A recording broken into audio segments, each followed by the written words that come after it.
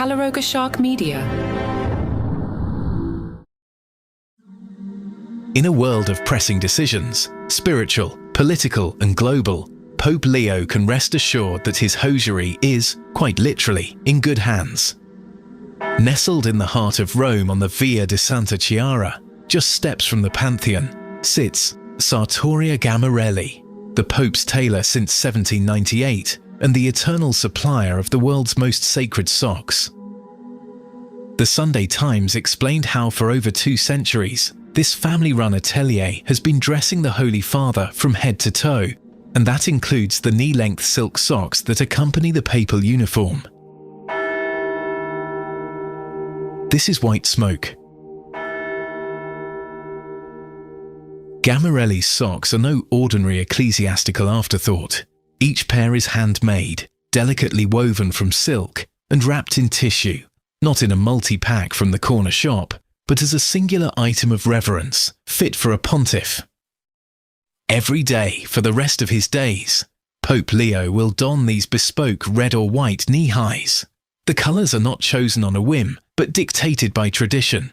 Only the Pope may wear white, red for Martyrs and Pentecost. The socks are crafted in-house by Gammarelli's head tailor, with planning for a new Pope's wardrobe often beginning before the white smoke even rises. During conclave, the store's display windows become a silent signal to the world, showcasing 3 papal ensembles, in small, medium and large, standing at the ready. Once a pope is elected, the tailors rush to the Vatican with their robes and measuring tape. Gammarelli will be the first to dress him as Supreme Pontiff, ensuring every fold, cape and sock is in place before that balcony moment. While the Pope receives Gammarelli's services directly in the Apostolic Palace, the rest of the Catholic world must make their own pilgrimage to the shop. Priests and fashion aficionados alike travel from across the globe to secure their own piece of papal style. Hamish Bowles, Vogue's global editor-at-large, counts himself among the shop's admirers. Socks are sold in liturgical hues: green for ordinary time, purple for Lent and Advent, red for feast days. A pair in Gammarelli's signature red cotton will set one back over $40. Yet only one man on earth may wear white, and he lives in Vatican City. The president of Peru, Dina Boluarte, and the Minister of Foreign Trade and Tourism, Disilu Leon, have announced the establishment of a new tourism route in the country. The route, called Paths of Pope Leo the Fourteenth, showcases the locations where the Holy Father, formerly known as Bishop Robert Prevost, conducted his productive pastoral ministry in the Andean nation.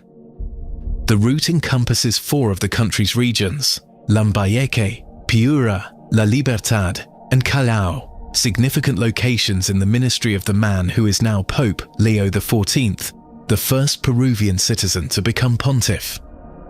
The Paths of Pope Leo the Fourteenth route will encompass not only Lambayeque, which we have designated as the primary destination since the current pontiff served as bishop of the Diocese of Chiclayo, but also the other places in Peru where he ministered, the minister explained. Leon added that on May 16th, the Ministry of Foreign Trade and Tourism formed a technical committee to coordinate with mayors and regional authorities the necessary short, medium and long-term initiatives. "We must collaborate here," she stated, noting that the objective is to provide visitors not only a cultural experience but also a religious one. The destinations that will comprise the route include in Chiclayo, St. Mary's Cathedral, the Shrine of Our Lady of Peace, St. Peter of Monsefu Parish, where the image of Jesus of Nazareth captive is venerated, St. Mary Magdalene Parish in Eaton City, which houses the image of the Divine Child of the Miracle, and the Cross of Motupe. In Piura, the Diocese of Chulucanas and the Augustinian Seminary. In La Libertad, the Augustinian Convent of St. Thomas of Villanova and Our Lady of Montserrat Parish. And in Callao, the diocese where then Bishop Prevost received his blessing before being summoned to the Vatican.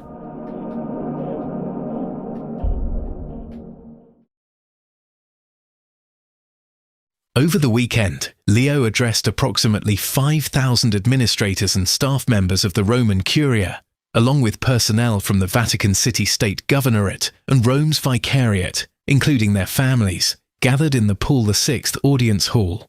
Opening his remarks with a memorable observation, he declared, "Pontiffs may come and depart, yet the Curia endures." The Holy Father characterized the Curia as the institution responsible for safeguarding and transmitting the Church's historical memory. He called upon these Vatican workers to collaborate with him in the noble mission of unity and love, and to discover methods for becoming a missionary church, one that constructs bridges and fosters dialogue. The Chicago-born pontiff, who served within the Curia until May 8th, received warm and extended applause upon his entrance. When the ovation concluded, he responded with humour, "My gratitude. Should the applause exceed the length of my address, I shall need to deliver a lengthier speech. Therefore, exercise caution. Thank you. Thank you." He explained that this initial gathering certainly does not present the occasion for delivering major addresses. Rather, it provides me the opportunity to express gratitude for the service you perform and this ministry that I have, in a sense, received from my predecessors. He recalled arriving at the Vatican merely 2 years past when our cherished Pope Francis designated me as prefect of the dicastery for bishops on January 30th, 2023. At that time, I departed the Diocese of Chiclayo in Peru to work in this place. "What a transformation," he remarked with a smile. "And presently," he continued, "what words can I offer? Only what Simon Peter declared to Jesus at Lake Tiberias. Lord, you understand all things. You know that I cherish you." The assembly responded with applause. "Pontiffs may come and depart, yet the Curia endures," stated the first pope from the Augustinian religious order, observing that this principle applies equally at the diocesan level. The Curia represents the institution that maintains and conveys the historical memory of a church, of its bishop's ministry, Pope Leo the 14th explained, adding, "This holds great significance." He stressed that memory constitutes a fundamental component in any living entity. It extends beyond mere focus on the past, instead nourishing the present and directing the future. Without memory, one loses direction and purpose. Speaking to them as beloved friends, he stated, "Serving within the Roman Curia means contributing to maintaining the Apostolic See's memory in the vital manner I have described, enabling the papal ministry to function optimally." Pope Leo reminded Vatican employees that missionary experience forms part of my existence, not merely as a baptized individual, as with all Christians, but because as an Augustinian religious, I served as a missionary in Peru, and among the Peruvian people, my pastoral calling developed. As pontiff, he declared, "I continue this work and will persist, as long as God desires, in this service entrusted to me." After praying the Hail Mary, together, he spent considerable time greeting individuals and blessing children of all ages, delighting their parents as the crowd cheered and applauded, "The Pope of Two Worlds."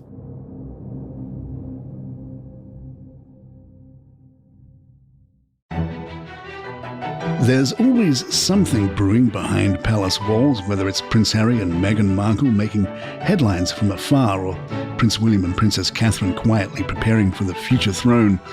I'm Mark Francis, and on Palace Intrigue, we cover every twist, turn, whisper and wink. From royal drama to daily gossip, follow Palace Intrigue wherever you get your podcasts. You know the silhouette, the squint, the voice that cuts like a blade. Clint Eastwood isn't just a movie star. He's a myth, a mayor, a cultural fault line, and maybe the last great American icon. Eastwood Reloaded tells his story one chapter at a time. The hits, the flops, the chaos between the scenes. Because legends aren't born, they're built. Eastwood Reloaded. Listen now wherever you get your podcasts.